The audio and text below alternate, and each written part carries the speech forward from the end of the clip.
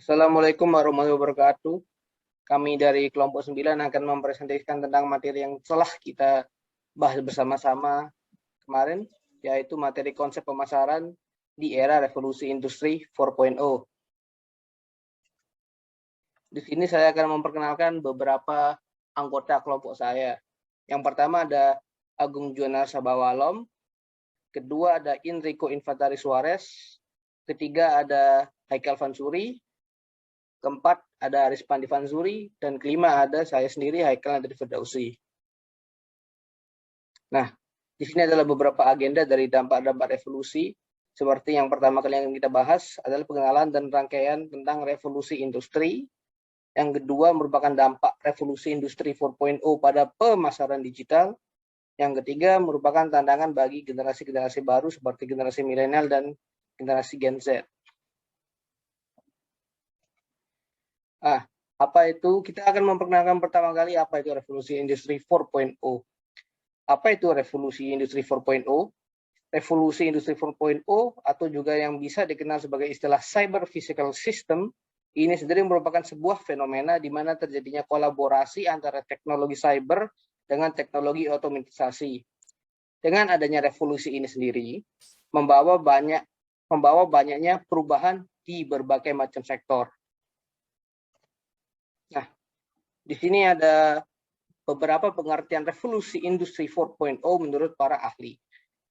Yang pertama ada Skizendal yang merartikan pengertian revolusi industri menekankan kepada unsur kecepatan dari ketersediaan informasi yakni lingkungan industri di mana seluruh entitasnya selalu terhubung dan mampu berbagi informasi satu dengan sama lain. Yang kedua ada Prasetyo dan Sutopo. Menurut Prasetyo dan Sutopo, revolusi industri 4.0 ini menggabungkan teknologi digital dan internet dengan industri konvensional. Tujuannya untuk meningkatkan produktivitas, efisiensi, dan layanan konsumen secara signifikan. Yang ketiga ada dari Purnomo. Purnomo menjelaskan revolusi industri merupakan lompatan besar di dunia usaha khususnya di bidang industri. Revolusi tersebut dengan memanfaatkan teknologi informasi dan komunikasi secara penuh. Yang terakhir ada Angela Merkel yang merupakan mantan kanselir Jerman. Tersebut menjelaskan revolusi industri 4.0 ini adalah transformasi komprehensif dari keseluruhan aspek produksi di industri melalui penggabungan teknologi digital dan internet dengan industri konvensional. Nah, selanjutnya di sini ada berbagai macam revolusi industri yang akan dijelaskan oleh teman saya yaitu Haikal Fansuri. Haikal Fansuri dipersilahkan untuk menjelaskan beberapa macam-macam revolusi industri ini. Selanjutnya ada berbagai macam-macam revolusi industri. Yang pertama ada revolusi industri 1.0. Revolusi industri 1.0 terjadi sekitar abad ke-18 dengan diawali terciptanya mesin uap oleh James Watt pada tahun 1776. Penggunaan mesin uap yang menggantikan tenaga manusia dan hewan pada proses produksi barang mengakibatkan perubahan yang signifikan pada dunia industri. Kapasitas dan kecepatan produksi meningkat pesat dibandingkan dengan sebelumnya ketika menggunakan tenaga manusia dan hewan untuk memproduksi barang. Yang kedua ada revolusi industri 2.0. Industri 2.0 adalah masa yang diawali dengan terjadinya revolusi industri 2.0, yaitu saat mulai digunakannya konsep produksi massal dan mesin listrik sekitar abad ke-19. Konsep produksi massal pertama kali diterapkan oleh pabrik mobil Ford di akhir tahun 1800-an. Penggunaan konsep produksi massal dan mesin listrik pada proses produksi barang mengakibatkan berkurangnya waktu produksi dan biaya produksi secara drastis. Yang ketiga ada revolusi industri 3.0. Pemakaian komputer dan robot pada dunia industri di sekitar abad ke-20 memicu terjadinya revolusi industri 3.0 di era ini. Proses produksi barang menjadi lebih terkontrol secara digital, lebih spesial, serta menjadi lebih cepat dan tidak terlalu banyak perubahan seperti proses kemajuan 1.0 ke 2.0. Dan ada revolusi industri 4.0. Saat ini sedang berlangsung revolusi industri 4.0, yaitu sebuah revolusi industri di abad 21 di mana terjadi perubahan besar-besaran di berbagai bidang lewat perpaduan teknologi yang mengurangi atau bahkan menghilangkan sekat-sekat antara dunia fisik, digital, dan biologi. Slide selanjutnya.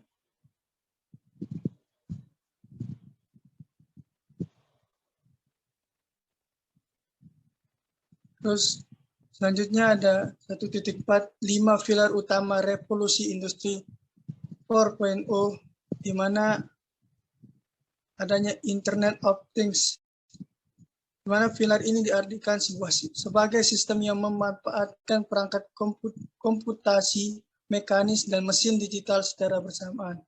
Kedua, ada Big Data. Pilar digunakan untuk menggambarkan volume data yang besar, baik terstruktur maupun tidak. Selanjutnya ada Artificial Intelligence atau IA. Tugas IA adalah mempelajari data yang diterima. Jadi semakin banyak data, maka AI semakin baik dalam membuat prediksi. Selanjutnya ada Cloud Computing. Teknologi ini memberikan akses kepada pengguna komputer untuk menggunakan cloud dan mengonfigurasikannya menjadi server. Selanjutnya ada Additive Manufacturing. Pilar utama terakhir adalah Additive Manufacturing. Pilar tersebut adalah terobosan baru dalam industri manufaktur dengan menggunakan mesin printer 3D atau disebut juga dengan 3D printing.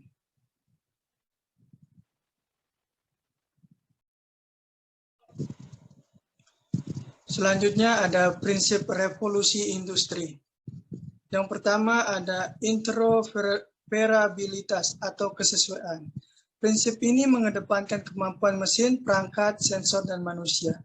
Keempatnya saling terhubung dan berkomunikasi melalui internet untuk segala sesuatu atau internet untuk berhalayak. Yang kedua ada transparansi informasi. Prinsip kedua ini berhubungan dengan kemampuan sistem informasi untuk menciptakan salinan dunia secara virtual. Caranya yakni memperkaya model kerja digital dengan data sensor. Yang ketiga ada bantuan teknis. Prinsip ini adalah kemampuan sistem bantuan yang bertugas membantu manusia. Caranya dengan mengumpulkan dan membuat visualisasi informasi secara komprehensif. Yang terakhir ada keputusan mandiri. Prinsip ini adalah kemampuan sistem cyber fisik yang memungkinkan keputusan dan tugas dapat dijalankan secara mandiri. Terkecuali bila dia gangguan, tugas bisa dialihkan ke atasan. Selanjutnya akan dilanjutkan oleh teman saya.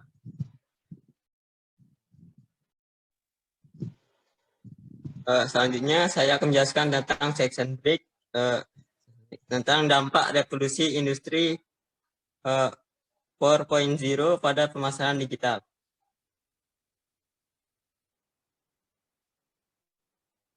Yang pertama ada pemasaran digital menjadi strategi utama pemasaran. Kalau pada masa industri 1.0, 2.0, dan 3.0, pemasaran digital masih menjadi alat dan strategi pendukung saja.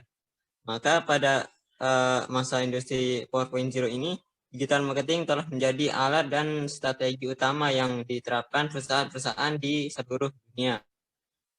Perubahan-perubahan yang diakibatkan industri 4.0 pada dunia industri dan perubahan perilaku konsumen telah memaksa terjadinya perubahan pada dunia pemasaran juga. Lanjut.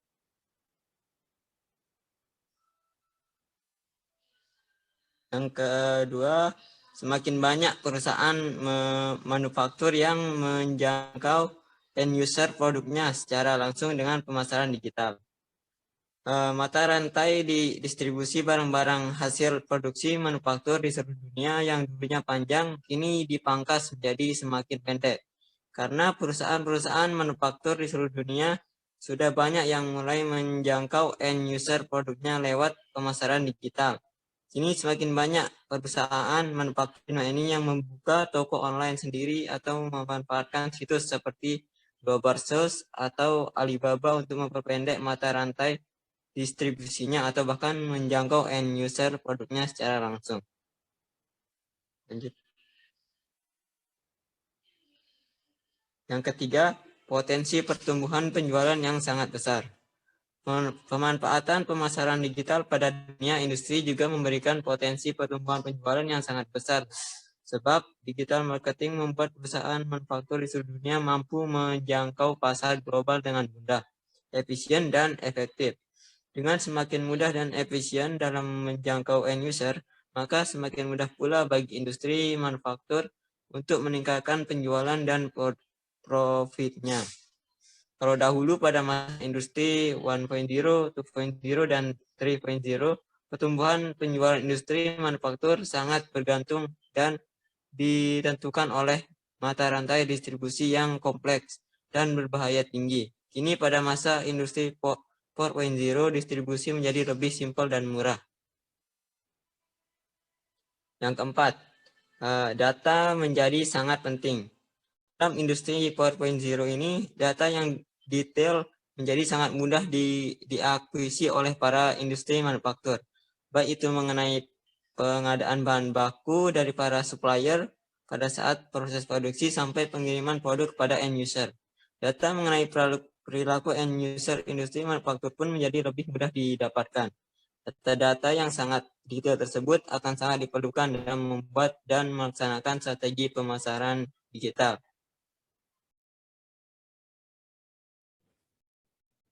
Baik kawan-kawan, saya akan menjelaskan tentang tantangan bagi generasi baru atau milenial dan Gen Z. Yang pertama adalah inovasi. Revolusi industri 4.0 membuka peluang munculnya model-model bisnis baru. Hal ini berkaitan erat dengan para pengembang bisnis yang menerapkan strategi dengan platform digital. Sehingga revolusi itu memungkinkan terjadinya inovasi digital baik di dunia retail, pendidikan, kesehatan, hingga hukum. Beberapa orang berpikir inovasi tersebut membuat semakin banyak orang berpartisipasi. Alhasil, timbul persaingan sehat untuk memberikan nilai tambah barang atau jasa pada masyarakat. Yang kedua adalah inklusivitas. Dengan adanya inovasi digital, layanan didapat dengan mudah dijangkau oleh seluruh orang. Sehingga terjadilah inklusivitas. Semua orang bisa menikmati layanan digital yang sama dimanapun mereka berada. Yang ketiga adalah efisiensi. Revolusi industri menciptakan efisiensi bila terjadi inovasi digital. Maka efisiensi pun turut terjadi. Agar sisi positif ini semakin optimal, para pembuat kebijakan harus mampu menerapkan strategi yang tepat. Meskipun dapat memberikan masalah-masalah baru dalam dunia perekonomian.